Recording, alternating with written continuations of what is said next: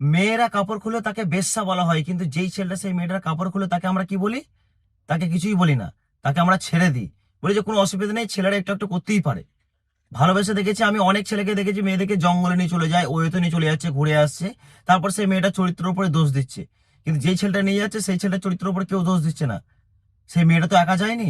তাই প্রত্যেকটা মেয়েকে বলবো, দেখো নিজেদের দোষ নিজেরা যাতে না নাও, সেই জন্য কোনো ছেলে কোথাও ডাকলে যেও না।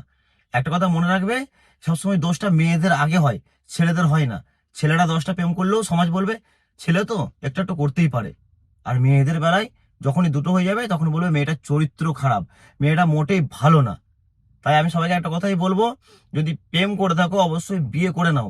কারণ তোমার জন্য সেই মেয়েটার যে বদনাম হচ্ছে তুমি ভালো করে জানো, যে গোটা গ্রামে হয়তো নিশ্চয়ই কেউ জানতে পারছে তুমি তাকে ভালোবাসো, বা পাড়া থেকেও জানতে পারে, বা বন্ধুরা কেউ জানতে পারে। পরবর্তীকালে তাদের সংসারে অশান্তি হতেই পারে।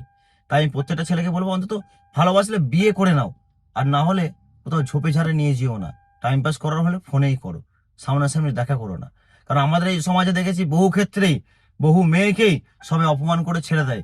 হ্যাঁ, এখন হয়তো বলবে যে মেয়েরা ধোকা দেয়, 100 বার মেয়েরা ধোকা দেয় সেই সব মেয়েগুলো যারা বিয়ে করার নাম প্রতিশ্রুতি দিয়ে তারপর পরিবারের পছন্দে বিয়ে করে নেয়।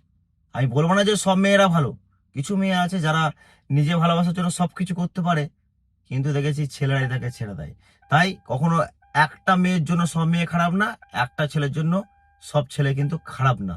তাই সবাইকে দোষ দেওয়া উচিত নয়। শুধু এটুকুই বলবো, নিজের শরীর, নিজের ইজ্জত নিজেরা বাঁচাতে শেখো, ছেলে হোক বা মেয়ে।